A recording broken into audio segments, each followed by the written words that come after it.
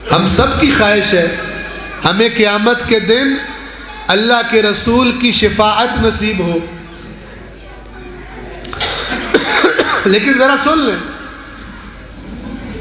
اللہ فرما رہے، بتا رہے کن لوگوں کو شفاعت فائدہ دے گی، کن لوگوں کو شفاعت فائدہ دے گی۔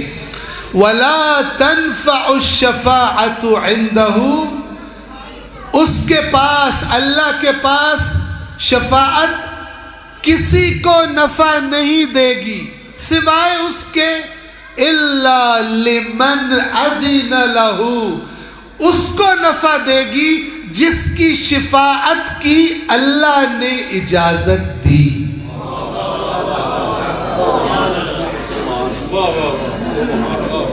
توجہ سے سنیں پھر، قیامت کے دن دو اجازتیں ہوں گی اللہ کی طرف سے، تب شفاعت ہوگی۔ یہ میں پتہ باتیں کیوں بتا رہا ہوں، تاکہ جن کی، ہم میں سے جن کی اللہ کی طرف توجہ کم ہے، اللہ سے عشق اور محبت کم ہو گیا ہے، وہ ذرا زیادہ ہو جائے، کیونکہ کرنا جو بھی ہے وہ اسی وحدہ لا شریک نے کرنا۔ نعرہ تکبیر، نعرہ رسالت، نعرہ حیدری۔ توجہ فرمائیں، توجہ فرمائیں، قیامت کے دن دو اذن، دو اجازتوں کے بعد شفاعت ہوگی۔ پہلی اجازت کسے ملے گی؟ اللہ تعالیٰ مثلا اپنے رسول سے فرمائے گا آپ شفاعت کیجئے، آپ شفاعت کر سکتے ہیں، آپ کو شفاعت کی اجازت ہے۔ جنہوں نے قرآن نہیں پڑھا نا آج تک، ان کے لیے یہ بات تھوڑی سی عجیب ہوگی، بلکہ شاید زیادہ ہی عجیب ہوگی۔ اللہ تعالیٰ شفاعت کرنے والی ہستی کو اجازت دے گا، آپ کو شفاعت کی اجازت ہے، لیکن اس کا مطلب کیا ہوگا؟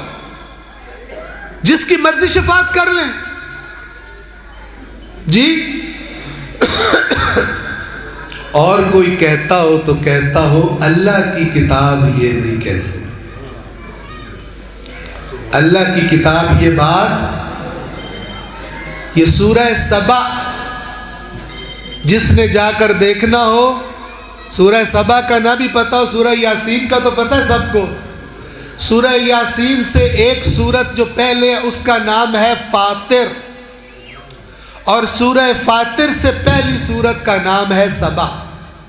سورہ یاسین سے دو سورتیں پہلے، جا کے قرآن کھول کے دیکھنا۔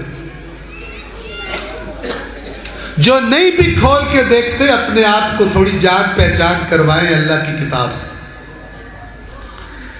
وَلَا تَنْفَعُ الشَّفَاعَةُ عِنْدَهُ إِلَّا لِمَنْ أَذِنَ لَهُ، اور اللہ کے پاس کسی کو شفاعت نفع نہیں دے گی سوائے اس کے جس کی شفاعت کی اللہ نے اجازت دی۔